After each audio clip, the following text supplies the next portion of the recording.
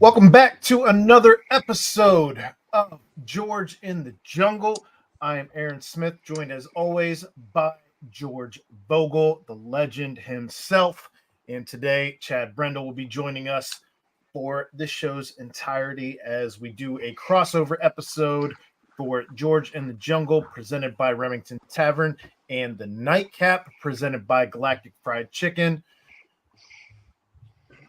Remington Tavern can be found at 8892 Glendale Milford Road, 45140, where they have daily happy hours from 3 to 7 p.m. $5 Woodford Wednesdays. Instagram, they can be found at Remy Tav Cincy. That's REMITAV Cincy with the Y, or you can follow them on Facebook. And again, this show is also brought to you by Galactic Fried Chicken. You can check them out in Dayton, Kentucky, right over the river. You can order right on the website at www.galacticfriedchicken. Put in your order. They will deliver anywhere inside the 275 loop. Make sure you tell them pump it up when you place your order. You can save yourself 15%. Get in on that galactic goodness. It is out of this world.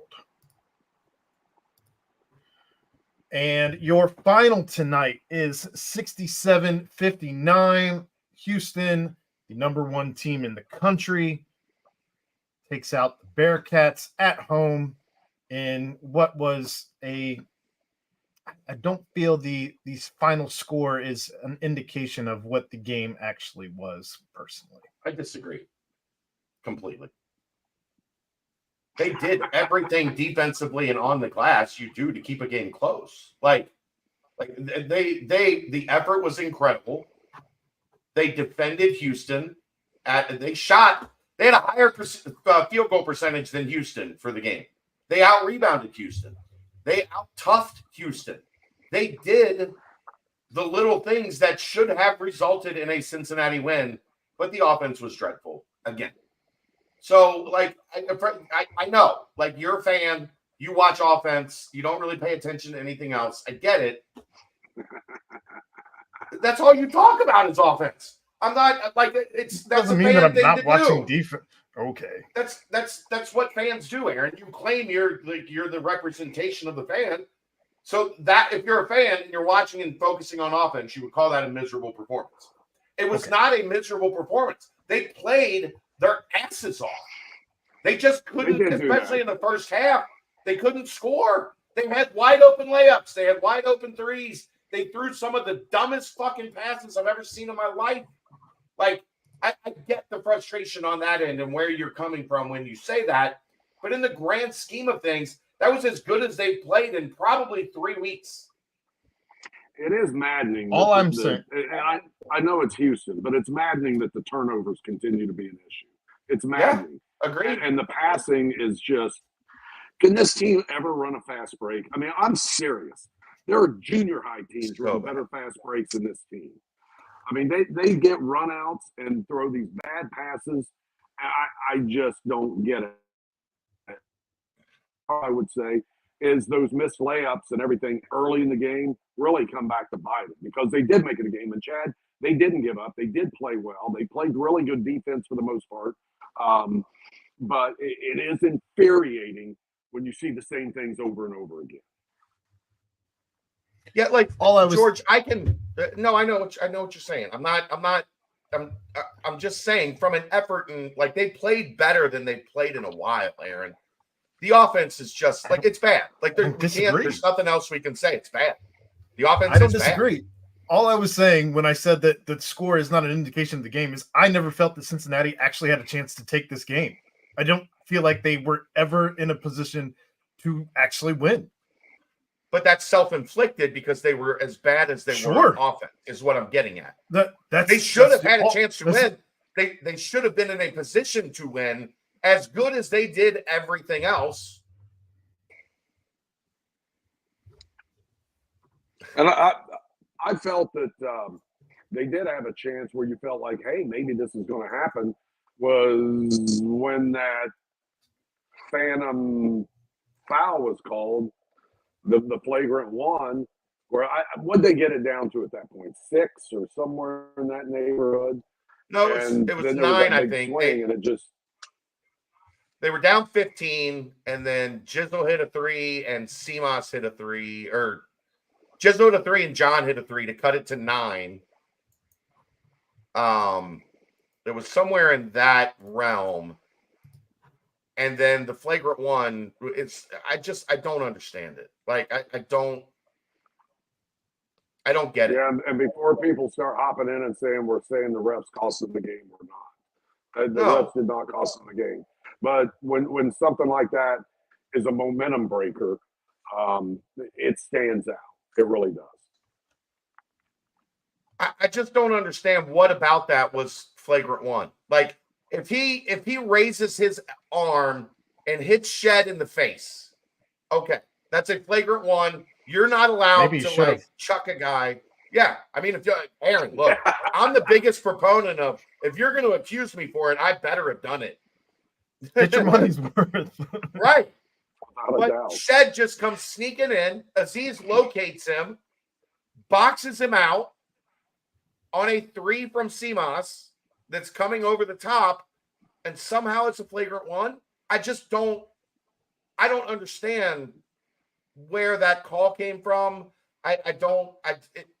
It's but my other favorite thing, when you get to review it, that's what drives me nuts. They didn't call it live, not even a common foul.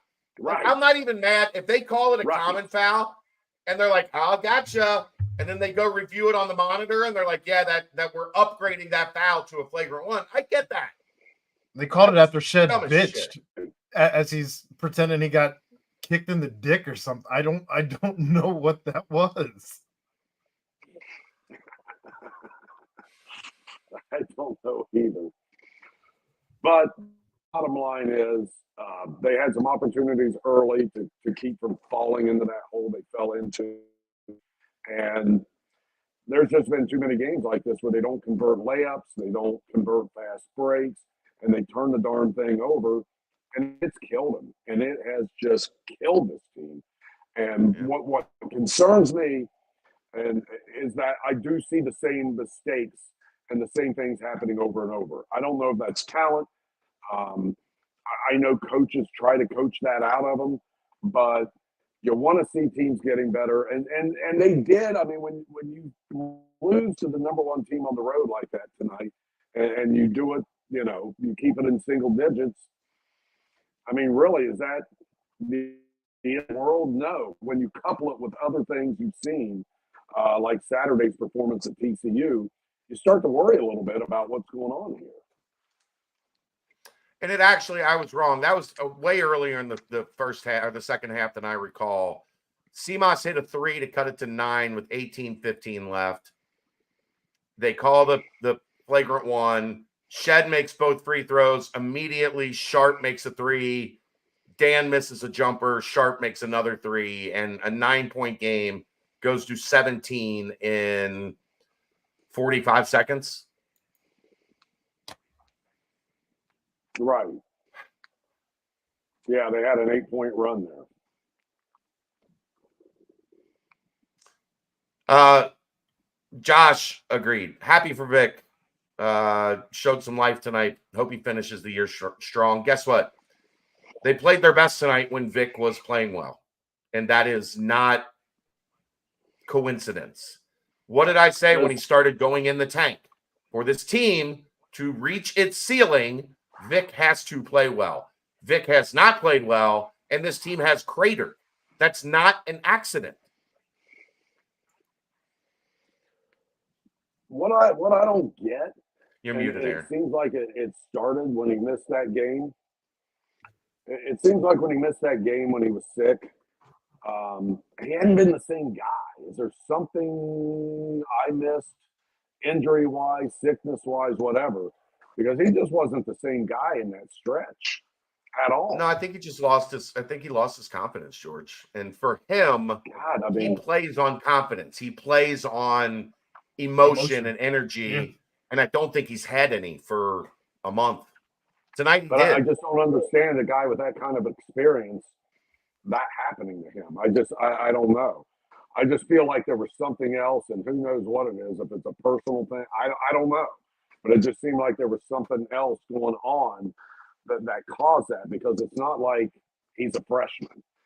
It's not like he's a all I sophomore. can He's all got I some can tell you, experience. George, I've asked those questions and everybody said there's nothing in his personal life, there's nothing happening back home, there's nothing that got him off kilter. He had the illness. I think the illness affected him for a game or two, and then he came back and he just couldn't find that rhythm. And he's a rhythm guy, he's an emotion guy. Like he thrives off of success, and he hasn't had any success.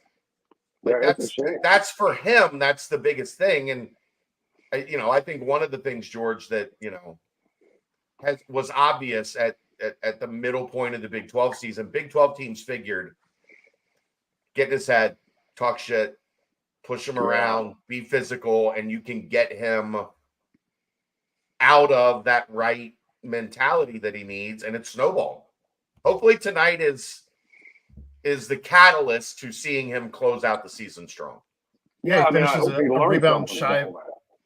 Finishes a rebound shy of a double-double. That's a hell of a way to make a comeback statement. Right.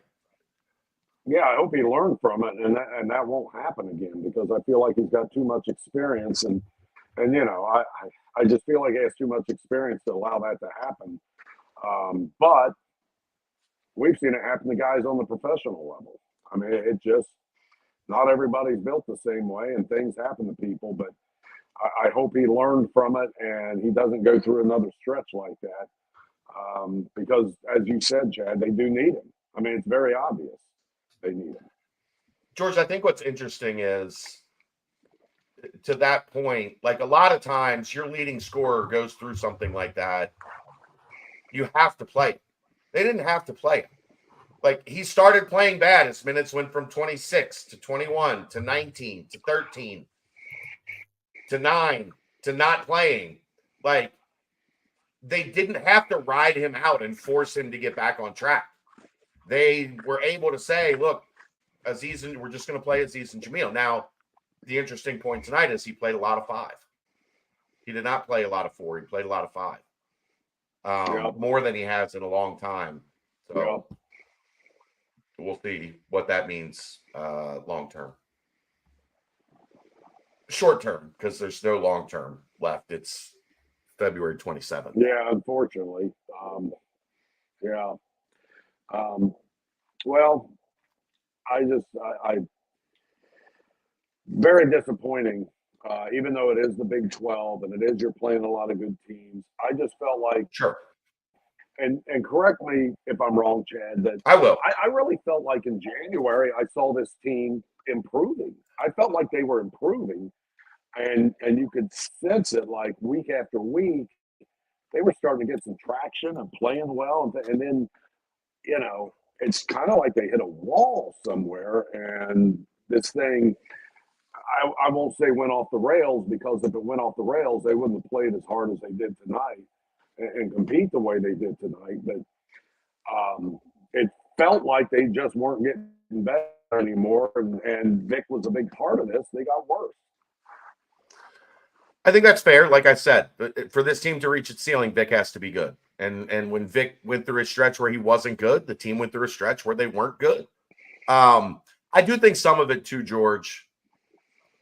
We talked about this when it happened at the beginning of the season, or at the beginning of conference play. You let Texas game get away. You let the Oklahoma game get away. You let maybe upsetting Baylor get away. You let a 10-point lead at West Virginia get away. And in this league, if you are trying to crawl back from under 500, where you're always, okay, we're 3-5, and then we're 4-5, and then we're 4-6, and then we're 5-6, and then we're 3-7, and like at 5-7, and then 5-8. Like, you're in quicksand because you never get there. Who has done that in this league this year? Who has gone from 2 or 3 games under 500 to a winning streak? There are no winning streaks unless you're Houston, unless you're a top 15 team in the country. There are no winning streaks in this league. You might get 2. If you're damn lucky, you might get 3. But you're in hand-to-hand combat every game. And when you don't close out those opportunities, when you put yourself behind the 8 ball, it's mentally and physically exhausting. And I think that's what got to them. Oklahoma State, Right. I think they underestimated Oklahoma State. I think they did the thing that you can't do in this league. They're in last place. They stink. We're going to kill them. And you didn't. And then TCU, they beat the hell out of you in the second half.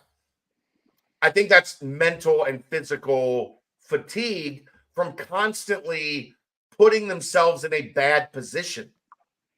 They put themselves in this position. They did not put themselves in a position where they could play free and comfortable. Look, these kids aren't stupid. They hear you're on the bubble, your first 4 in, your last 4 out, you're this, you're that. These kids hear all that. And that pressure over a long stretch gets to you. We've heard, like, go to spring training, George. What have we heard constantly from everybody at spring training since the Reds got to camp? They ran out of gas at the end of last year. Right? Ellie ran out of gas. This guy ran out of gas. Hunter Green ran out of gas.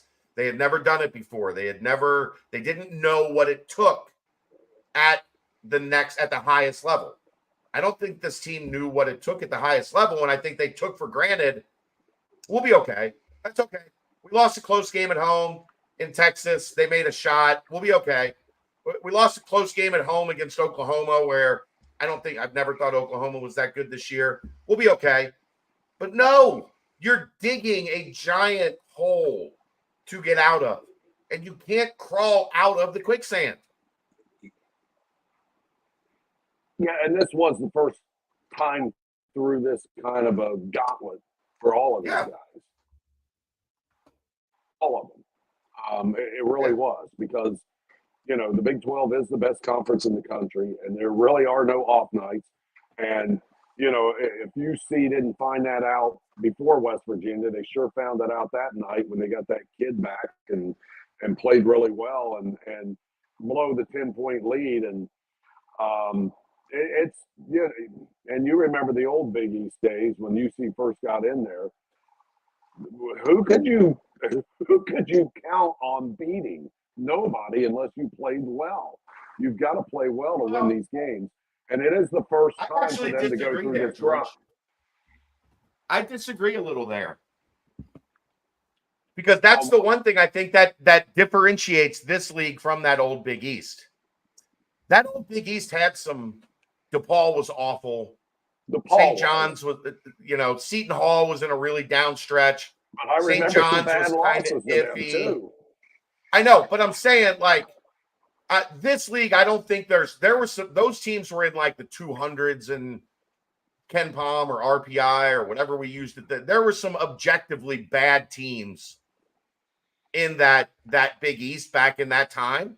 Now, the top 12 was absolutely everything that they're experiencing right now. Right. I mean, it was a gauntlet. But you're right. There were a couple of games where you're like, okay, we don't have to play our best to win. Right. And this league, you have to. There were a couple, but those were few and far between. And Sure. Quite honestly, until they played West Virginia, I thought that might be a game they wouldn't have to play their best to win. But Raekwon Battle, Jesse Edwards, Kerr Carissa, they have talent. They have plenty of talent. No, they do. They do. Did we lose Aaron? What's that? I said, did we lose Aaron? Yeah, I don't know. I think he's on the Xbox.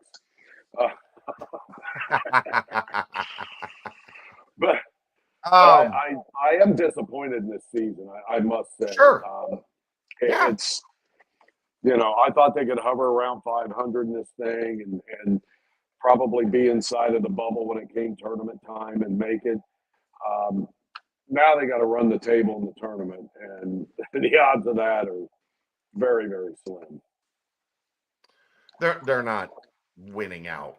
They're not winning the Big 12 tournament. Now, maybe if you win 3 in a row to end the season, which they haven't won 2 in a row all year, so I'm not counting on that in any way, shape, or form. Maybe if you win 3 and you get to 8 and you're 8-10 and you make the semifinals or you win 2 games against. The problem though is right now they're probably going to play on Tuesday, and you're not going to get a great matchup on Tuesday. That's not going to be a favorable RPI win. Correct. So yeah, I mean, I don't know, George. It's frustrating as hell. Ed, this is an easy answer. When should they expect to be contending for the NCAA tournament? One, they've contended for the NCAA tournament this entire season. Now they're probably out, but it's February 27th. So that is contending for the NCAA tournament. If your question is when are they going to make the NCAA tournament, it has to be next year. You're going to have barring something crazy in the portal, who knows? You're going to have a veteran roster. You're going to have guys that have been here more than a year, guys that should be acclimating into the system. You should be able to go get a quality addition or 2 in the portal, hopefully heavily offensive oriented, 1 or 2 guys of that nature. But there's a problem. This year, here's the thing that, George, you can agree with or disagree with me. I'm talking a lot. I'm going to shut up in a minute. It's all right. When this season started, what did we say? This is a team that should hover around 500 in the league and should contend for the NCAA tournament. They should be on the bubble most of the season. Are they off the bubble a week or 2 sooner than we would like? Absolutely, yes. But this team is not far off from what the expectations were when the season started. Next year, when the season starts, the expectations are get to the NCAA tournament. You've been through the league. You understand the grind. You have a veteran roster. These guys know the system. They know what they're dealing with from 1 to 20. Remember, next year it goes from 18 to 20 conference games. So there's 2 more than there have been. But next year, contend for make the tournament next year. Not contend for the tournament. Make the tournament next year. You have learned the lessons, all of the things.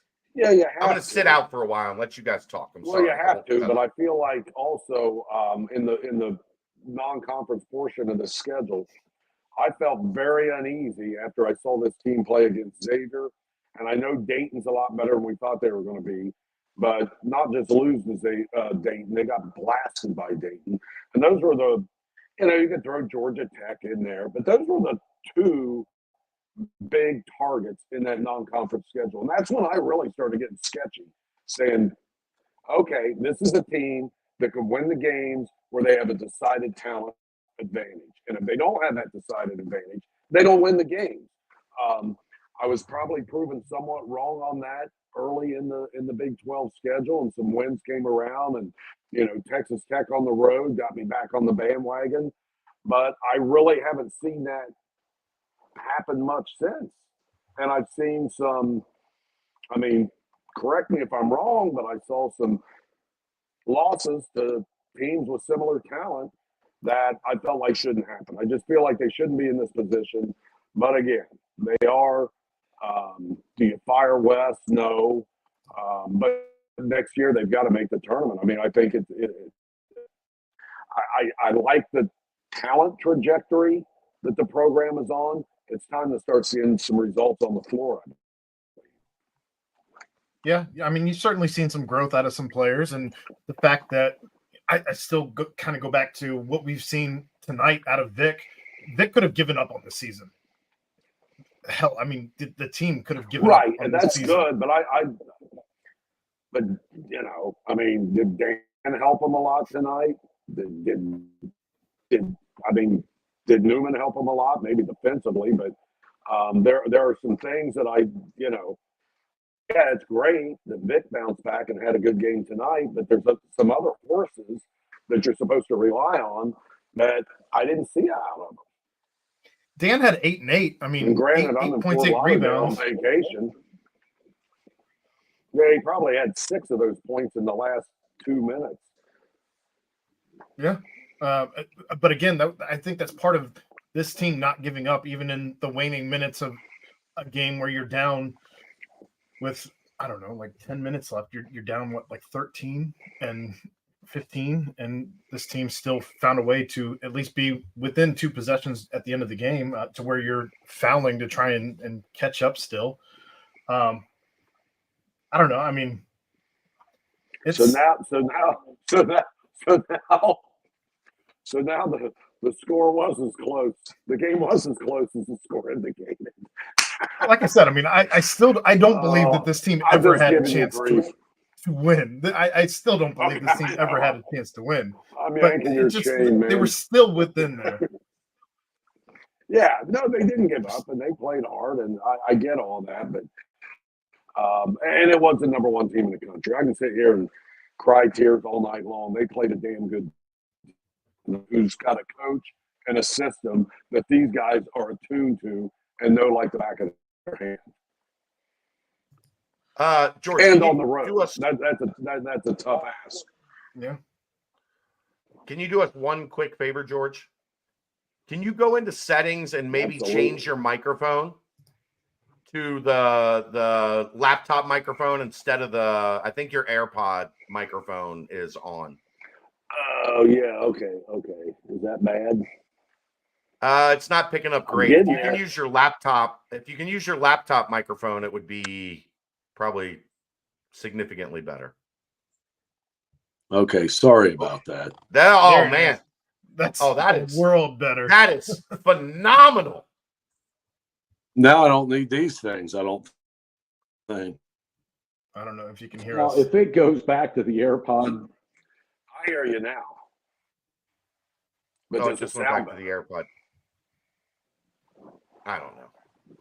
That's Whatever. because I'll try it one more time, but go ahead, keep the app and I can hear you guys. Don't take them out of your ear, George. Leave them in your ear. I know, I just learned that lesson. Okay, hold on. We're going, you guys, I'm not as, Technically ignorant as I appear, or as an old man would be. Is that any better, or is There you that go. the same? No, it's Whatever perfect. you're doing, leave it there. Don't change anything. Okay, Don't so move. No, don't move. Don't move. I'm not, and so I've got to hear you guys out of the phone speaker, but I can't take these AirPods out or it messes with the microphone. This is really bizarre. But I'm good. I can hear you guys. All right, very good. We're golden. And if you happen to hear any snoring next to me, we'll just say it's my dog's asleep over there. Because my wife would never snore. Never. That's unbecoming, George. Okay, good. I'm gonna beat your ass. Uh-oh. Now I'm being Uh-oh. Uh-oh. didn't hear that. You don't have a dog. I know I don't have a dog. I was making it up. I was going to tell him I had a dog named Spud. Mrs. Vogel from the Raptors. Oh, my God. It's fun. I thought she was so cold out of it and would never hear that. Oh, That's what you get for thinking. Go back to sleep, please. oh, that's great. It was I don't better know. for the AirPods guy. I, Because I, it I, didn't hear this. Oh, God. That's going back funny. to what you were saying, though, George, I think two games you really have to, I guess 3 if you count both games against Houston, if we do indeed play Houston twice next year in the 20-game slate we have. Please no. Please no. I think you have to circle Houston and Xavier, though, as maybe the most important games next year. You can't keep losing to Houston every single time that you play them. You can't keep losing to Xavier every single time that you play them and expect to be just let off the hook. Right. Aaron. It's five in a row to X. And I think I remember Wes saying that he would remedy that when he came here. And 11 in a row to Houston, which is unbelievable to me. But they've hung tough in some of those games and got blown out in others. But, it never comes down to just that. But I do hear what you're saying, Aaron. I mean, for the fan base and the feel good of the program, they certainly got to circle that X game next year, and that's going to be at Fifth Third. I agree that you need to get off the schneid against those two teams. Absolutely. But if they make the tournament, I don't care if they don't win a game against Houston or Xavier next year. Like this team has to get back to the tournament. That is the ultimate. I think those are keys, though, of getting back to the Sure. tournament is to beating those two teams in particular. But Aaron, in this league, it doesn't. I mean, you're going to have 20 games in this league next year to get big wins. I mean, you're going to have the opportunity to get big wins is going to be there again. You have to close out the close games. You play to win the game. You don't play to be the closest home loss for Houston this year. Like That's a good measure. It's a good measuring stick, though, if you're able to beat your rivalry games. And at this point, Houston's not a rivalry anymore because we lose every single time we play Houston. And Xavier's, I know it's labeled a rivalry game, but it's not been close for a while. Aaron, if they beat Houston and Xavier and miss the tournament, are you happy next year? I'm feeling a little bit better about those rivalry games. Are you happy? Sure. Are you happy? I mean, that was a good answer, Aaron. All that sidestepping. I guess it depends on what the rest of the season looks like. I mean, if you win 7 games and 2 of them are those two teams, fuck it. That's a terrible fucking season. I don't want any of that. I would like to hope that there's a few more opportunities in the non-conference, and I know you can't beef it up to the max when you got that Big 12 schedule. But George, they're going to 20 Big 12 games. But I want to see more than Xavier, Dayton, and although they did have Georgia Tech on there, and Georgia Tech will be back again. Xavier will be back again, and then the word is that they're going to play in a more legitimate MTE, which would have solved the problem this year. But instead, they played a bad MTE that didn't give them a couple extra quality opponents in the non-conference. I mean, if you only have 11, you play 4 quality opponents in the non-conference, and you have 7 bye games, then you have 20 Big 12 games. That's enough. That's right. Well, 5. Because you'd have, Dayton's not a for sure thing next year. It might happen again. I don't know. I just like those regional games too. Yeah. I really enjoy those. Right. That's my thing, Josh. There's no scenario where they miss the tournament next year and call it a success. I think this season was about adjustment, was about figuring out how ready they were for the Big 12. And I think we learned that they were ready for the Big 12 in terms of being competitive. They were not ready for the Big 12 in terms of getting to 9, 10, 11 wins in this league. They were not ready for that. And I think some of that, like if we really want to get into the weeds with this conversation, I think some of that was a miscalculation by Wes. And what I mean by that is he willingly went into the season with 2 point guards that had never played a minute of Division I basketball. I think both of those guys are going to see a significant increase in their production and playability next year. I mean, we're seeing some of that right now as he's playing them a lot together more down the stretch. Well, you have to with CJ out. You have to. But that gets to my other point, Aaron. Really, the only other guard you went into this season with was CJ, who was injury prone. So of your 3 guards that you're going into the Big 12 with, 2 of them have never played, albeit talented. 2 of them have never played Division I basketball before.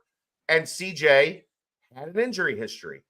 And then on the wing, like you were good enough close to good enough on the wing, especially defensively. But now you're taking John out of that mix. And then they have 4 bigs, 4 7-footers on this roster. And they have learned in this league, it's very difficult to play 2 it's not very difficult to play two bigs. I think that is a misconception that people have been caught up in. You know who plays two bigs the entire game? Houston. They do it pretty well. But you can't play two 7-footers that neither of which really, Jameel has come around offensively some, but Aziz doesn't give you a lot of offense. And Vic at the 4 wasn't giving you a lot of offense. You can play a Jawan Roberts. You can play a 6'9" forward that's a bruiser with a center and have some success in this league. What you can't do is have 2 of your 5 guys on the court not really be able to impact the game consistently offensively. What have we learned about this league? It's a guards league. It's a wing league. It's a wing league more than anything, but it's also, there's great guards. And they did not load up enough on guards. And I think going into this portal season, you have got to understand you have to have more punch. You have to have more pop offensively. You have to have more firepower. And they did not have enough, especially with CJ playing, 4, 5 Big 12 games? Right. I do feel like you have to score. You got to score. But when CJ was in there, and it wasn't very much, I felt like there should have been more stuff run for him to be open and get shots. And I just didn't see a lot of catch and shoot opportunities for him unless it was kind of on the run and he was down in the corner. But George, he was never out there enough for them to really develop any rhythm with him offensively. I know, but look, here's the hard part. He's out for 6 games, and you create an identity over those 6 games. Correct. And then you put him in. Well, that he's going to have to work himself back into what they're doing offensively, and then every time you would feel like he's turning the corner, he gets hurt again, and then he's out, and then when he comes back, you have to do the same process over again. That was the problem with CJ much more than anything. I think your dog's moving back there. I think I see a paw. Is that a paw? Good. The dog's good boy. Good boy. Yeah. Be quiet, Spud. But the big hope would be for next year too is that, as you expressed about those 2 guards, that Jizzle and Day-Day, they do a lot of things really well. But one thing, especially Day-Day struggled with, was just shooting the damn ball when he was wide open. Yeah. He's been bad. I mean, if he had that part of his game, and I pray he does it because he's got a lot of talent. If he gets that, those 2 are going to be dynamite. But you got to have that. You can't be bricking these wide open shots and missing these layups all the time and expect 2 for 9 defense to respect you a whole lot. I mean, it's easy to sag off a guy when he can't make a shot out there. Right. What did Huggs used to say? Sometimes you're open for a reason, son. Yes, exactly. Exactly. I mean, between Jizzle and Day-Day, Day-Day he had 6 points. He was 2 of 9 from the floor. And Day-Day 6 points, 2 of 9 from the floor. Jizzle 7 points, 3 of 9 from the floor. So 13 points on 5 of 18 shooting from your point guards. Day-Day did have 6 assists, which has been, a gripe with him that his assist numbers weren't where they needed to be. They were tonight. 6 assists, 1 turnover for Day-Day. 2 assists, 4 turnovers for Jizzle. So 8 assists, good. 5 turnovers, bad. So there, you know what there's been, George? There's been too many games where one of them is reliable and solid, and the other one doesn't get the job done. If you're going to play 2 point guards, you better have 2 point guards that are consistently good, and they have not had that this year. Yeah, and it's you want to try to. It's easy for me to sit here and say roll with the hot hand and the guy that's doing well that night and all that, but when it's inconsistent, one night it's the one guy, one night it's just tough. That's a lot for a coach to figure out, and You just need a little more shooting consistency out of both of those guys because they're both terrific. I mean, they're both great athletes. They're both quick. They're both quick with the ball. I still have high hopes for both of them. Obviously, Jizzle has more time left with the program, but hopefully next year it clicks for them because they're both just terrific athletes. It's hard for me to sit here and rip on those dudes when they can do some of the things they do out there. And quite honestly, and I do feel like Jizzle sometimes got a little lost defensively, but it's his first year playing college basketball. He's doing things he's never been asked to do at the other level. And I think he'll get it. He certainly has the athleticism to do it. Thomas's defense, I think at times was off the charts good. And people would be like, well, Thomas is, 2 for 8. Why was he in the game? Well, he was guarding the other team's best guard and shutting them down. That's why he was in the game. And I think Jizzle has that ability too. But defensively, he may not be there yet. And sometimes, like with Jizzle, it looked like, and I would say this for a couple other guys who were first timers in the program this year, they're switching when they're not supposed to switch. They're supposed to go over the screen or whatever the heck it is. But there were lots of times I saw guys doing things that probably they were coached before and just aren't into, it's not a reaction yet for them. And it's a shame it takes that kind of time, but apparently it does.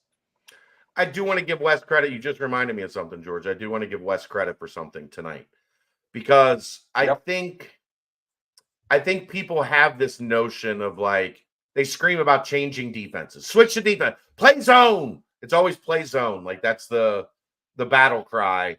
Because that's what we struggle against the most. Yeah. Why don't they play more zone? You know what they did tonight? I've not seen it this year. No, that came later when they had to press. What they did in that second half when Houston started to figure them out a little bit, because their defense in the first half was incredible.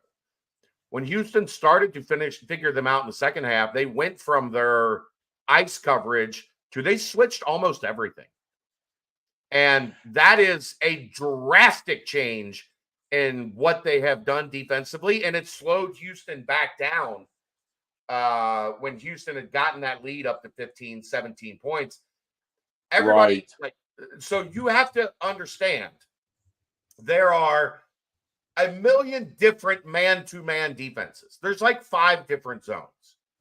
So when you're calling and screaming for the coach to change defenses, understand that he's probably changed defenses 3 or 4 times. Your eye just doesn't pick it up because you don't know what the difference between ice coverage and drop coverage and switching ball screens on, like defenders or whatever the case may be.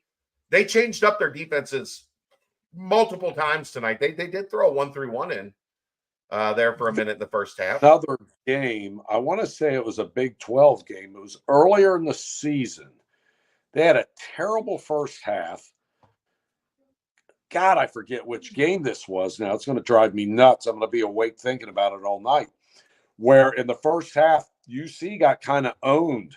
Their defense got owned. And at halftime, they came out in the second half and did a lot more switching and had great success with it. And I believe they ended up winning the game. I'm trying to remember. It was a home game. I was there watching that. And I'm like, holy God, they're switching all over the place now. And I wonder, I could be wrong. I wonder if they should do that more. Because sometimes it's hard to fight over those screens and get through, and the big guys like wondering which way, like if the guy doesn't get through, I just wonder if they should. I don't know. I mean, that's a question for Wes, but I think it's hard.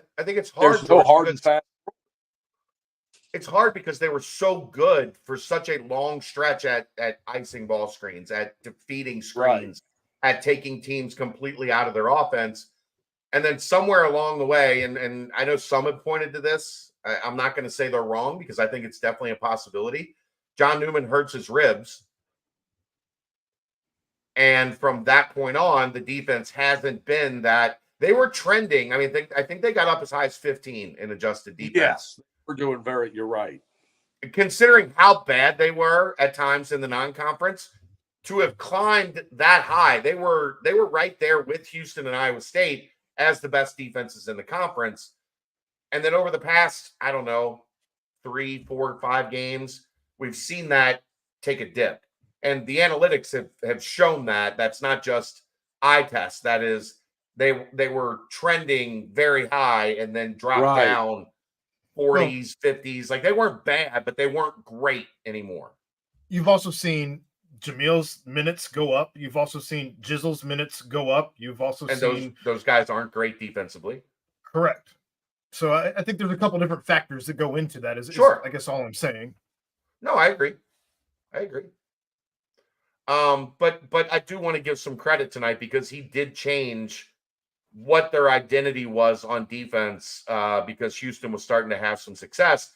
And I just wanted to point out, like, it's not always play zone. Sometimes it's go from playing over screens to just switching screens enough to where it throws the Houston offense off base. And they did that tonight. I'd love to see them run more press from time to time throughout the game, not just when you have to at the end of the game. Because I thought tonight at the end of the game, their press was really effective. And Chad beat them bad a couple times, but yeah, for the most part, it was. I thought going into this season, though, with kind of the depth they have, that we might see more of that. That, just run it out there and make the other team deal with it. And take them out of what they're comfortable with and maybe wear them out a little bit too. I know a lot of times the press wears your defense out, but if you got depth, and let's face it, Wes isn't afraid to make substitutions, why not roll with that a little bit, right? I think if you have Day and Jizzle in, I think that you should probably be flirting with the press often. At least, Aaron, pressing to make teams uncomfortable. Maybe not pressing to trap and turn people over, but like pressing so that they don't get into their offense until there's 20 seconds on the clock. Yeah, I agree completely. I think some of that, again, is that they had been so damn good in conference play at what they were doing in the half court that I think they rode that horse maybe a little too long, to your point. I think that's maybe one of those things you have to learn as you're going through this league for the second time next year. Maybe you do have to have a couple extra pitches in your pocket. Maybe you do have to, you're going to work on what your primary defense is for the majority of the time. But if you build up, okay, we are going to have this change up where we switch everything. We are going to have this change up where we 3/4 court press with our guards just to kind of keep you from, those 19-2 runs. Maybe you change up the defense and you're confident in it. I think that was the problem this year. They were not confident in pressing more. They were not confident in zoning. They were awful in zone. Most of the time they ran it this season. Yeah, they were. That was my sarcastic nature, George. Everybody's like, zone. And then they would zone and give up 8 points in 2.5 possessions. I know. It was, They would be like, well, there's the zone. Now maybe you know why they didn't run the zone. I take it they don't work on that a whole lot, I guess. They do, but it's just, it's really hard in this league to be really good at something. Like somebody pointed out Baylor in the Baylor game. Baylor went to that 1-3-1 kind of amoeba zone. Right. Well, you know why they're confident in that, George? They've been running that zone for like 9 years with Scott Drew as the head coach. So they can make that switch and not lose confidence or not lose assignment responsibility when they do it. And if you don't play it a lot in games, if you don't drill it a lot in practice, it's really hard at this level to stop people when there's not confidence, when you're unsure of where you're supposed to be, what your assignment is. It just and that in this age now of all these players moving around, how difficult is that going to be Kelvin Sampson's certainly been able to do it the past couple of years, and it seems like they haven't missed a beat. I can't say offhand how much player movement he's had, but with all this portal stuff and everything going on, Well, there's not a whole lot of programs that can do that stuff and do it well, right? Long term, or am I crazy? here's the secret, George. The teams that are having the most quality of basketball. the teams that are having the most success are the teams that don't rebuild their roster every year in the portal.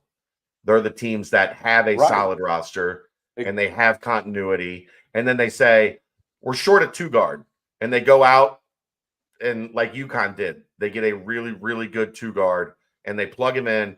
And that 2 guard looks really good because he's got a lot of great players around him. And he's able to just kind of be in his role and play. And you guys know, I've said this for 5 years now. There is nothing good to have a roster that turns over 7+ players every year. That is more than half your roster, and they have turned over 7+ players in this program every season since Mick Cronin left. 7+ players. There's no continuity. There's no, what do we always do? George, you covered this. You know exactly what I'm talking about. What was the main thing in the Hugs years that they talked about with JUCOs? Year 2. Year 1, a lot of those guys were pretty good, but they struggled. They had their ups and downs. They had their peaks and valleys. And in year 2, they were outstanding. And you're seeing that in the transfer portal, the schools that are smart enough to take those guys with multiple years, they're being rewarded in year 2. It's hard in year 1. And that's so, and it's no secret, and I'm sure everybody's trying to do that, but it feels like, with kind of a, Wes is still really high on bringing in these high school kids, and getting the transfers that have multiple years left.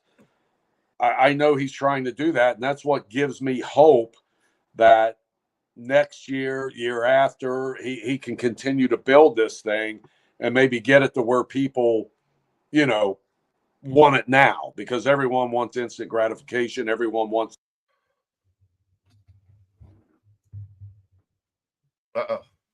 We lost all your audio, George.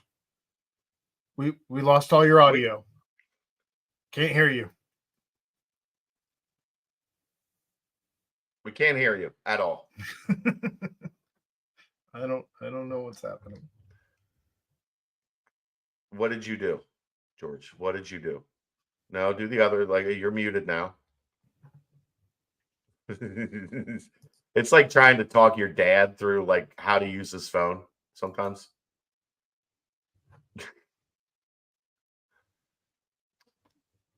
I don't know what you did. I know what that is. There it is. Now he's back. Oh my! I don't know what it did. My AirPods are just junk. That's what it is.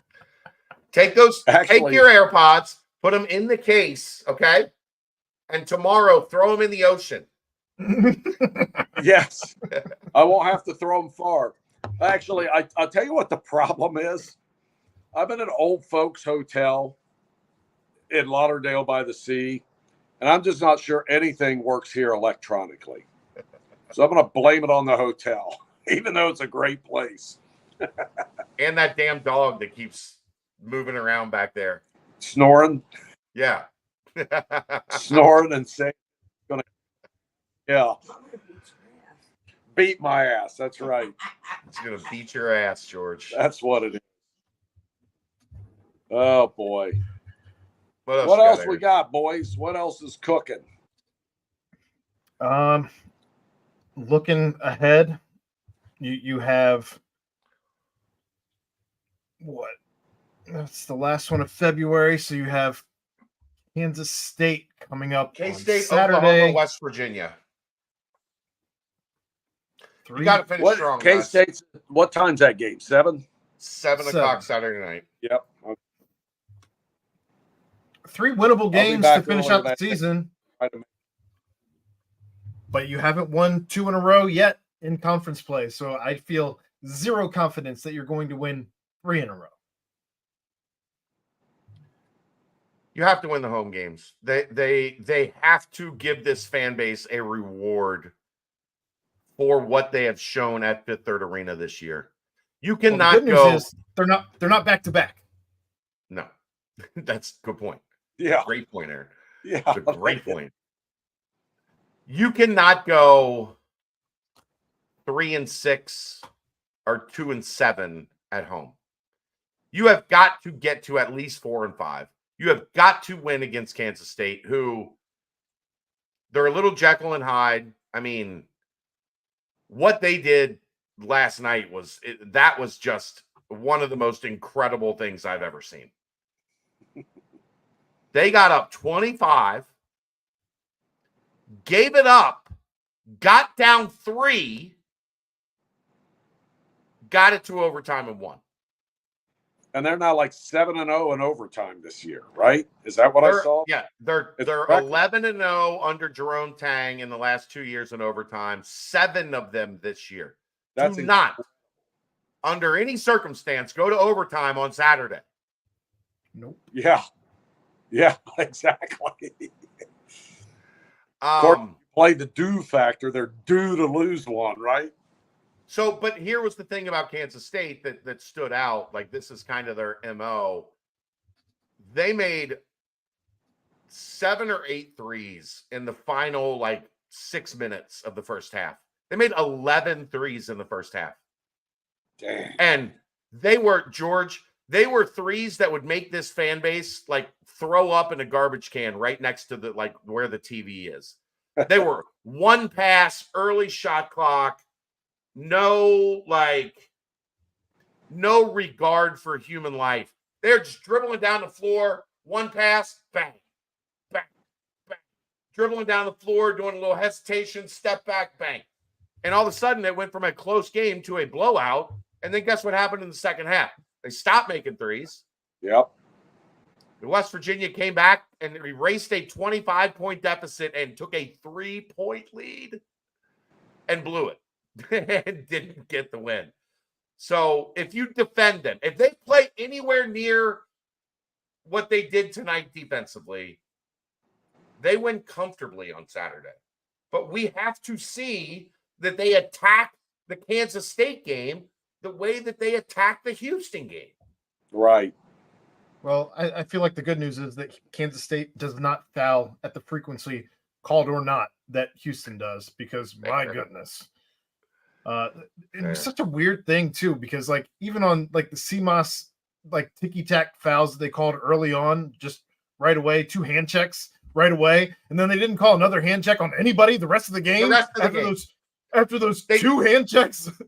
They just took Cincinnati's best player and reduced his ability to defend within 3 minutes on 2 plays where he basically didn't even impact the play at all. And he's arguably their worst defender of the starters. Yeah. And he played good defense and got called for 2 bullshit fouls. I got some wild shit for you guys. Let's hear it. BYU 76, Kansas 68 in Fog Allen Fieldhouse. Wow. Final. Finally happened. And Texas 65, Texas Tech 40 at Texas Tech. God. 10 minutes left in the game, and there was just a little kerfuffle. Well, I saw Texas get out to the early lead, and then Texas Tech scored back and it was probably like a 4-point game, but that was early. It was like 22-18 or whatever. Yeah, 65-40, 10 minutes left, and the officials are at the monitor for a Donnybrook. More of a kerfuffle. It was a kerfuffle. Look, tonight I would have gladly taken a Cincinnati Houston Donnybrook. I don't think you want to fight them, Aaron. Yeah, I know. I don't want to fight anybody. Good. I wanted them to fight. That's yeah, I'll stand back and watch one, but being in the middle of one, I was never real successful at that. Somebody from Texas just got ejected and did the horns up on the way out. That's good stuff. Do we have any other Bearcat stuff to talk about then on this one? No. We've been at it for an hour. Yeah, Well, no moral victories, but after TCU, it was good to see some resilience, some resistance. Yes, because it would have been easy to just, you knew you were cooked at Right. that point. You should be able to get up for the number one team in the country no matter what. But coming off that embarrassment on Saturday, I hear where you're coming from. And I'll piggyback on what you said about those fans at Fifth Third. They've been really good this year. The crowds have been good. They've turned out. The upper deck's been good. It's everything the administration could have hoped for to get out of this fan base for that inaugural season. You just hope they continue to do it, because if you do that, you're going to get where you want to go. Yeah, we've even seen the red sweater crowd up on their feet at times during this season, and that's a small miracle in and of itself. George, 2-10. What's that? 2-10. You know what that is? Not yet. Big 12 record at Nippert Stadium and Fifth Third Arena. They did not win they had 5 Big 12 games at home. Win a single one of them. And they are 2-5 right now.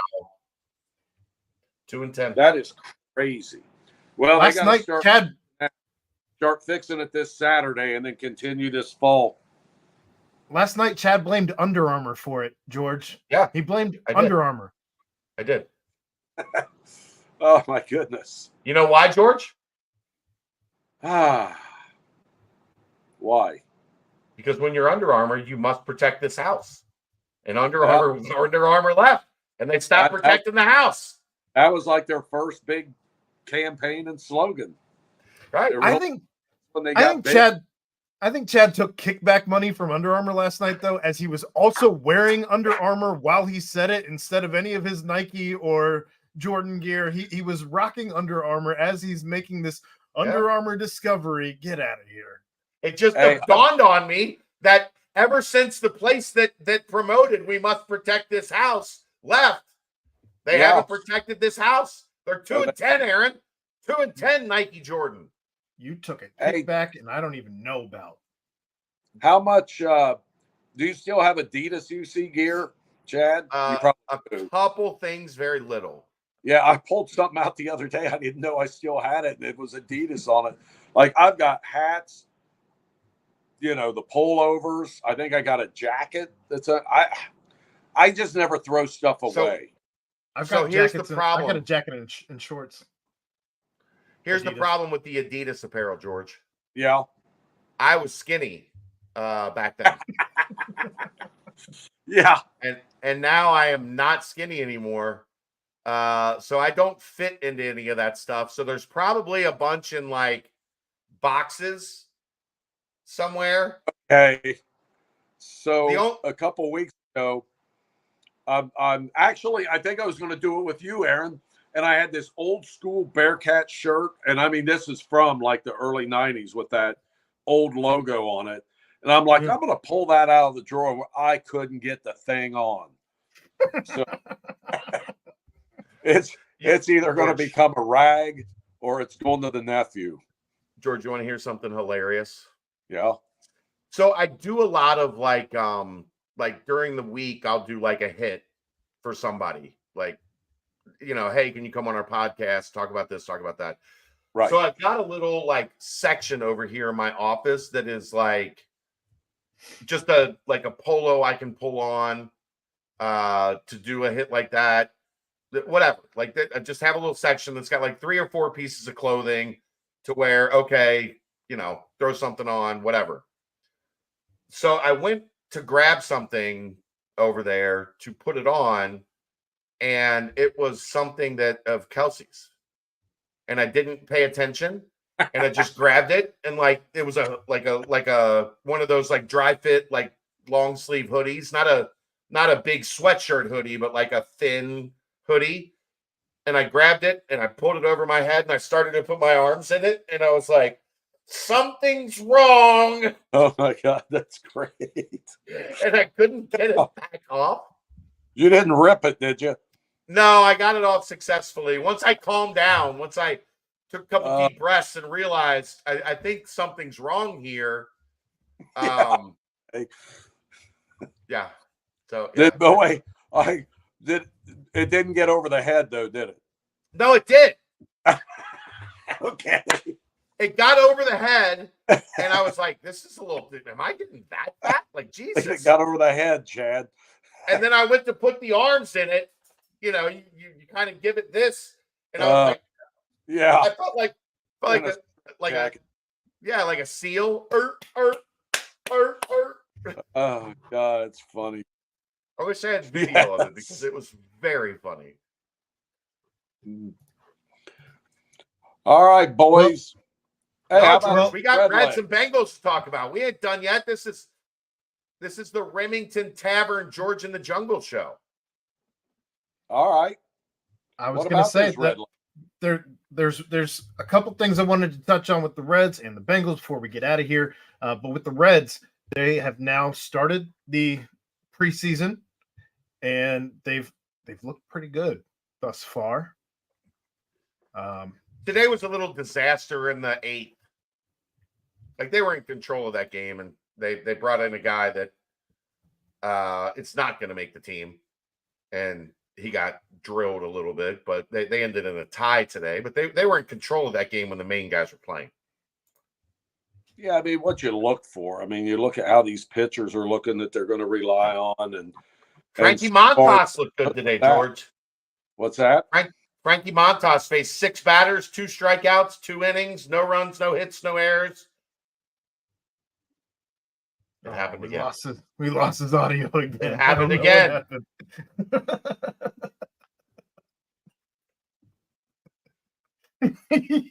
You can see his reaction. I don't know what happened there. We're gonna try the key thing. See if he can phone home. I have to keep going into my settings. I have to keep going in and switching it to AirPods and back off. I don't know why. Take them out and set them on the ground. Well, when I do, you won't. All right, now try it. We're good so far. Perfect. As long as you don't pick them back up, we're good. The last time I thought he was going to do this, and they were going to connect again. Are they gone? You did this. When you do this, they reconnect. You're still good. So right now, you're good. You're golden. I am throwing them in the ocean tomorrow. Video or it didn't happen.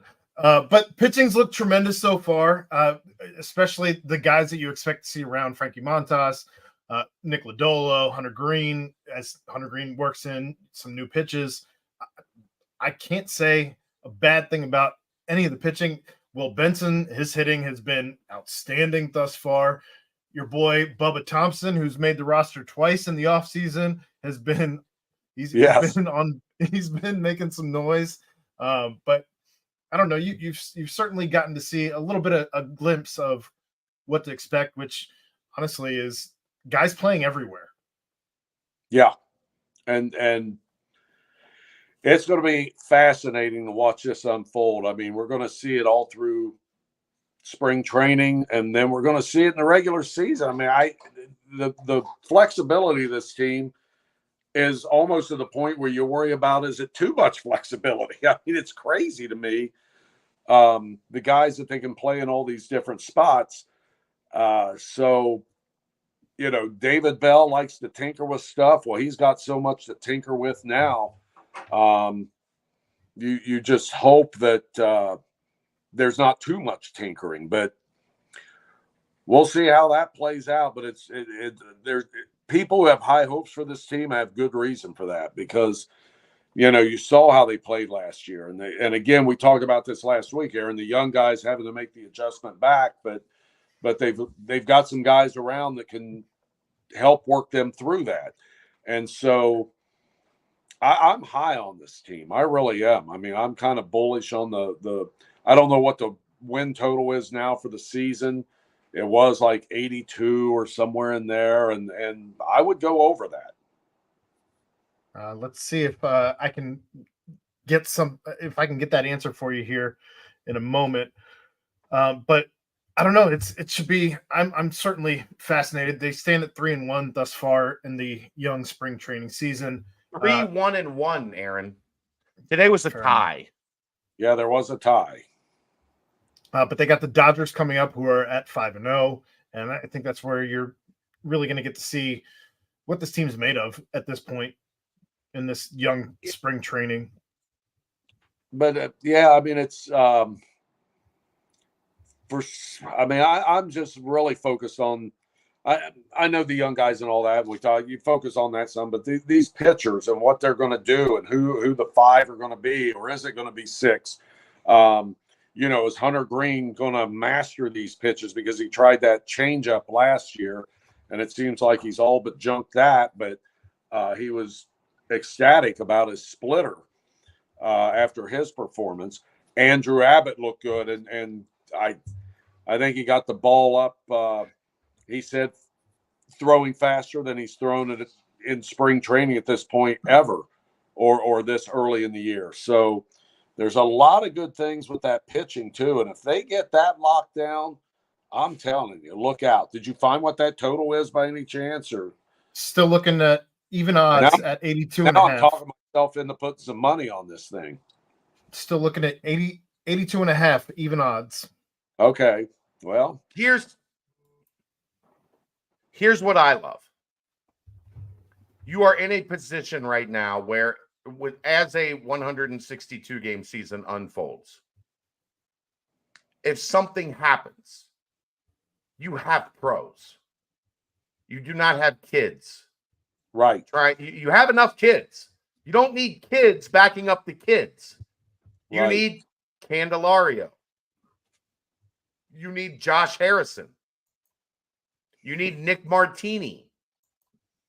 Guys that have done it. Guys that are not going to be, there was too many times, guys, last year where somebody went down for 2 weeks.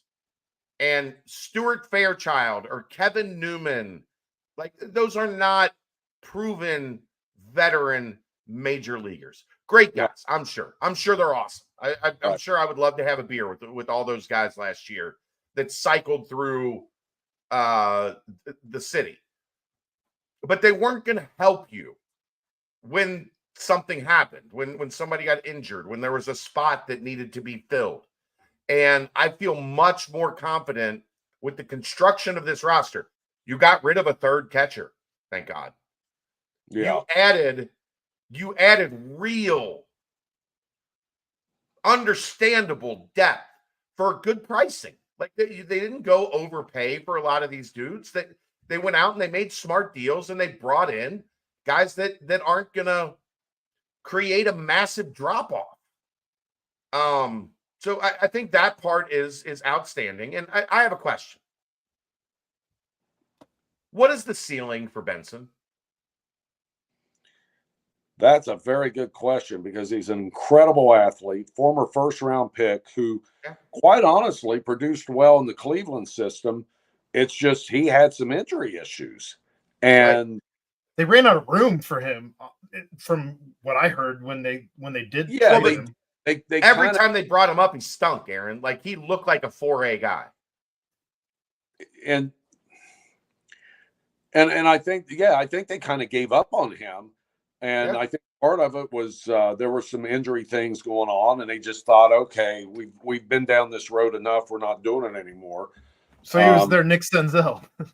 Yeah, basically, yeah, kind of in a way. I don't know that he ever got that kind of chance with the big club that Nick got with the Reds, but you saw what he did last year.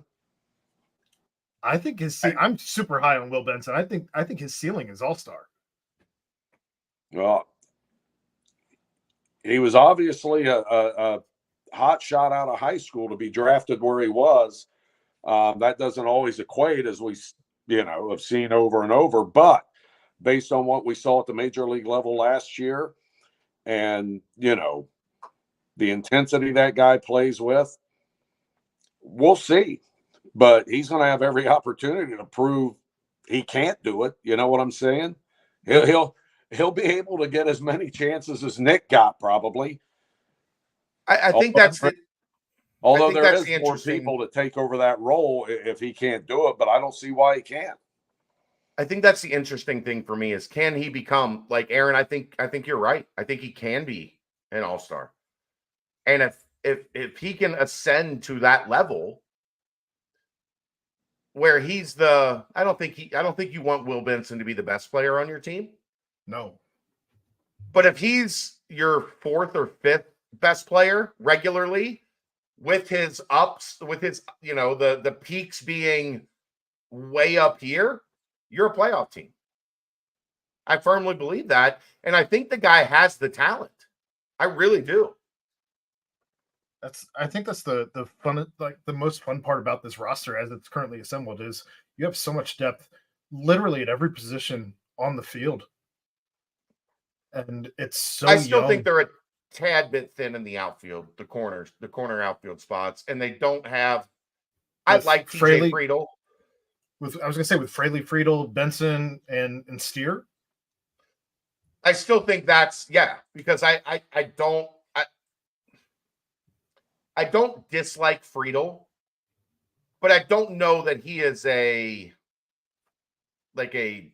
upper tier center fielder in Major League Baseball.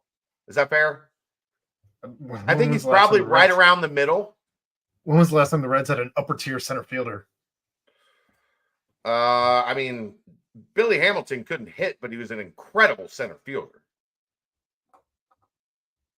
Like, they've had some guys that could defend out there. They just couldn't. The stick didn't match, so they didn't make it in the major leagues, really. But I think. Oh, there's George again. We can't hear you again.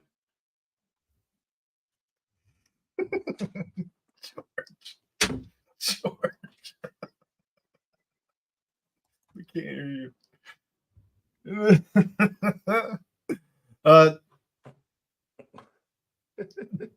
Chu might actually be the last center fielder we had that was elite.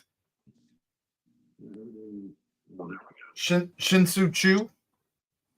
Ryan Friel, rest in peace. Man.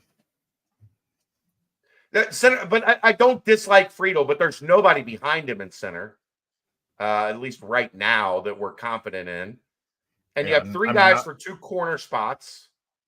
I would just like maybe a touch more depth in the outfield, but there is talk of India playing out there. And right. Wait a minute now, they got Bubba Thompson.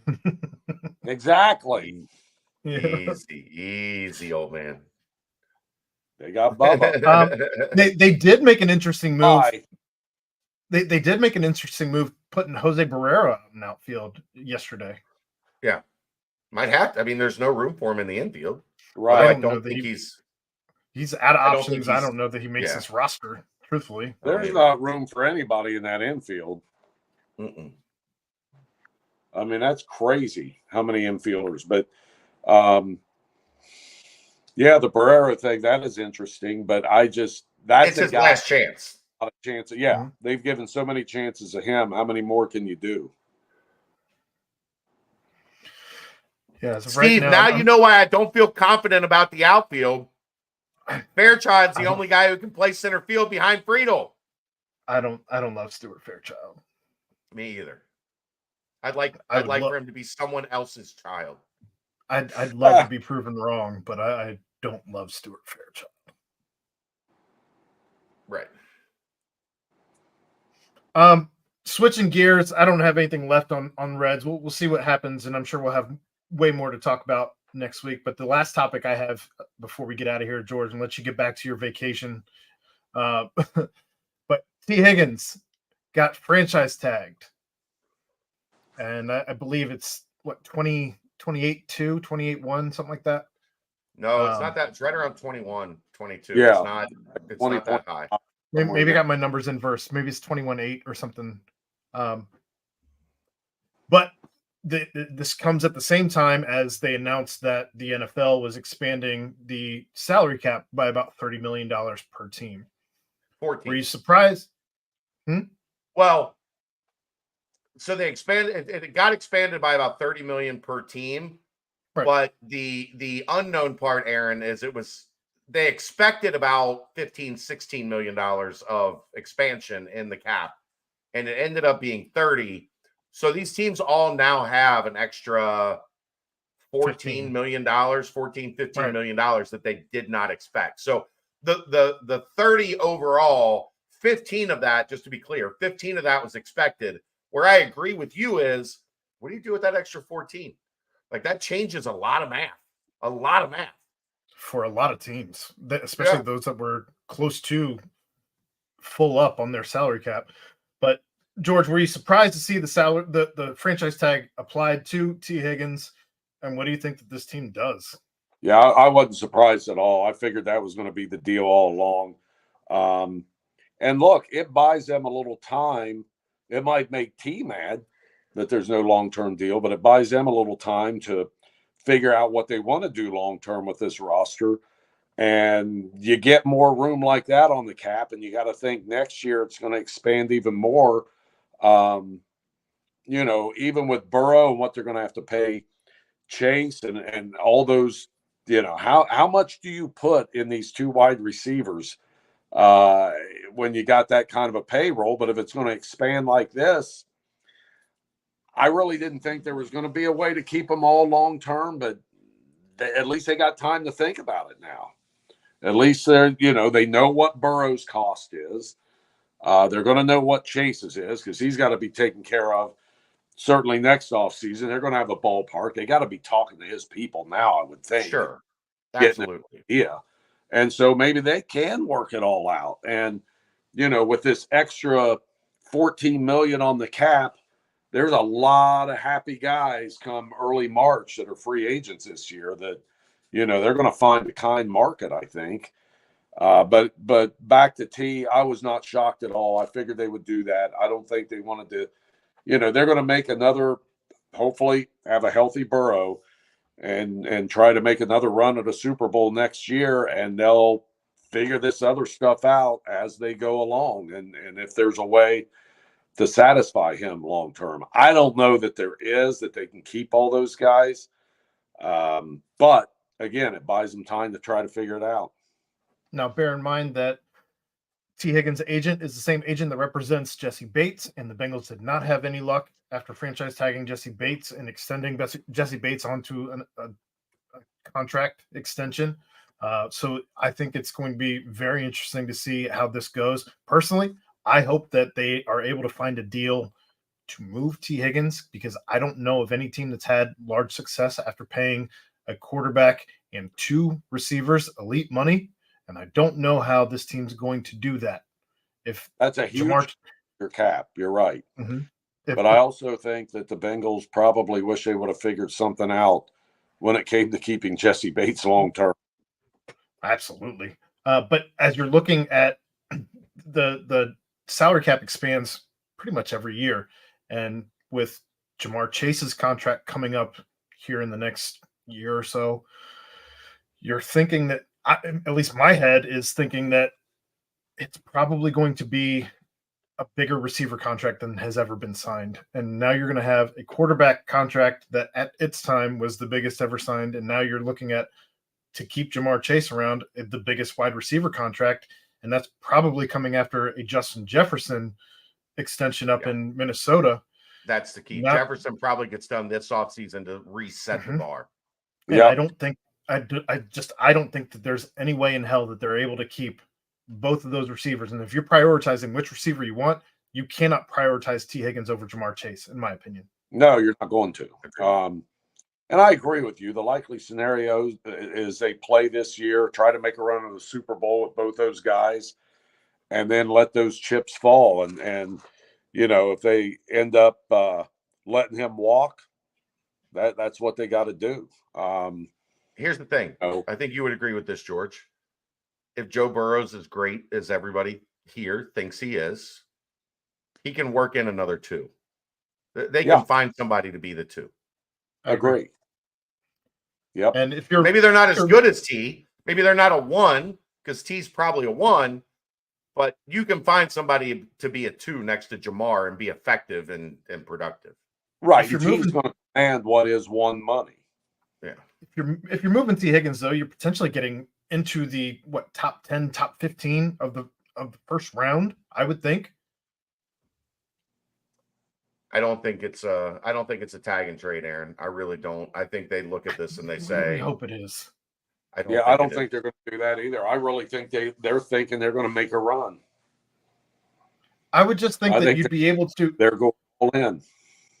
I would just think you'd be able to protect Burrow better by getting an offensive lineman if you're able to move up in the draft and have if you're not re-signing Jonah, doesn't seem they are. Right. I would think that you'd be able to use the money that you had for T and get either another piece, maybe a receiver in the first half of the draft.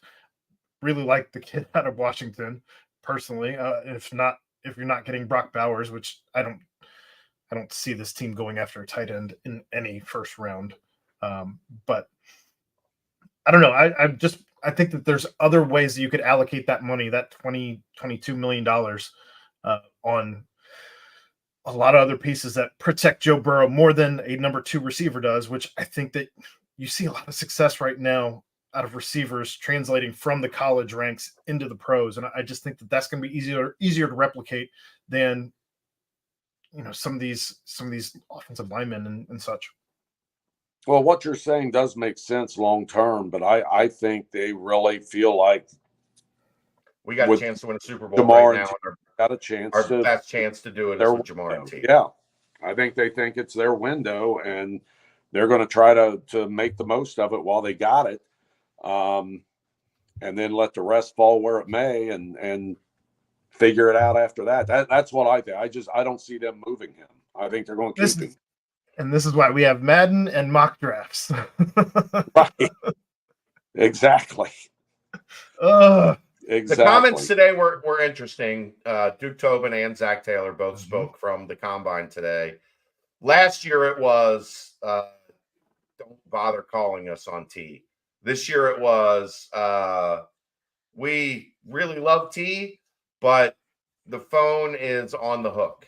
We have not taken the phone off the hook like we did last year, but I think you have to send that message because there's a possibility that somebody calls you and makes a crazy offer.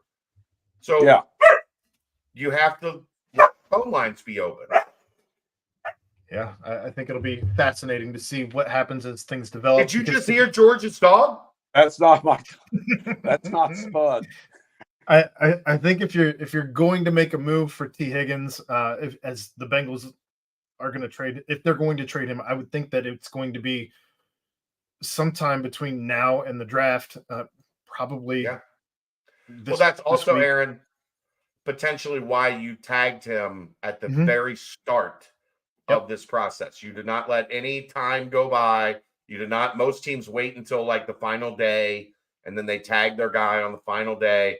Cincinnati, within one day, they knew they weren't going to be able to negotiate the extension. Right. They knew. Right.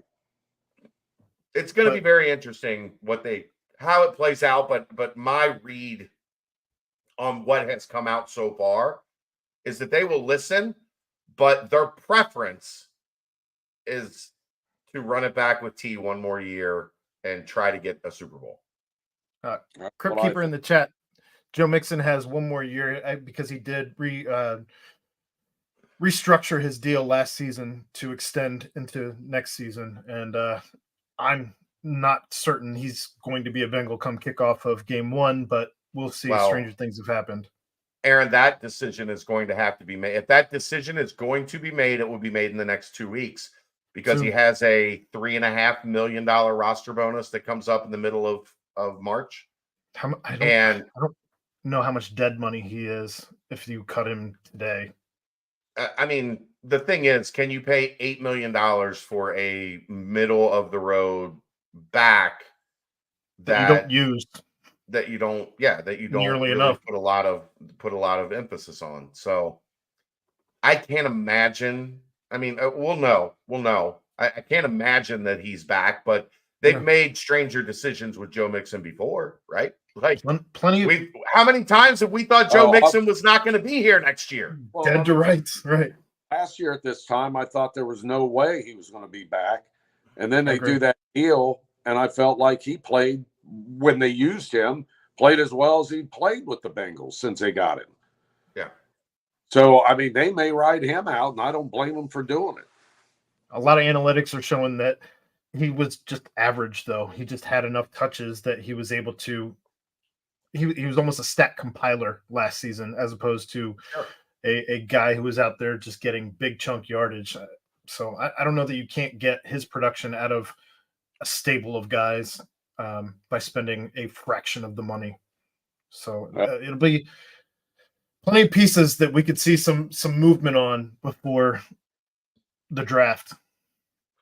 Yeah, I mean, I wouldn't have done that deal that they did and brought him back, but once they did, I know what you said those analytics, but what I saw, he ran as hard and angry, and when Jake Browning got in, they finally started throwing a few screens and stuff to him too. I thought he was a viable part of that offense. They just didn't use him much. Well, it'll be interesting to see what happens here over the course of the next week or so before we talk again here on next Tuesday night. But I'm excited to see what the future holds for the roster rebuilding going into next season. The NFL has this figured out, man. They're 300 and however many days, 365 a year, man. There's always something cooking in the NFL. It's nonsense. It's crazy how It well is they have. I mean, managed this. even in the 6 weeks when they get done with mini camps and OTAs and all that, and before training camp, there's always guys getting in trouble or spouting off or something. It's just like a soap opera that never ends. Well, it looks like next Tuesday will be after the Oklahoma game, which tips off at 8 p.m. So we'll be doing a late show on that one. Well, I'll be back on the PC. And that's a 9 o'clock tip off? 8 o'clock. 8 o'clock. 8 o'clock. Yep. Okay. So I can live with 8, I guess. Other than that, I don't have anything left here, gentlemen. George, how long are you on vacation? I'll be back sometime Saturday early afternoon. All right, never mind. But I'll be up. I got 8 hours before it's time for breakfast and golf. We'll let you get some sleep and thank your wife for letting us steal you away from vacation. Give that adorable little puppy a kiss for us, George. Spud's wide awake now. I don't know if she's alert though. She had plenty out by the pool today, if you know what I mean. On that note, George, we will see you next week. That's another episode. That's another episode of George in the Jungle, again presented by Remington Tavern. You can find them at 8892 Glendale Milford Road, 45140, with daily happy hours from 3 to 7 p.m. $5 Woodford Wednesdays. You can find them on Instagram at RemyTavCincy and follow them on Facebook. Again, thank you to Galactic Fried Chicken for always supporting us on the nightcap. Be sure to check them out in Dayton, Kentucky. Remember, pump it up, save yourself 15%. But until next Tuesday, where we do another crossover episode for perhaps the last time this season, we'll see. For Chad Brendel, for George Vogel, I'm Aaron Smith. We'll see you next week. Thank you, boys.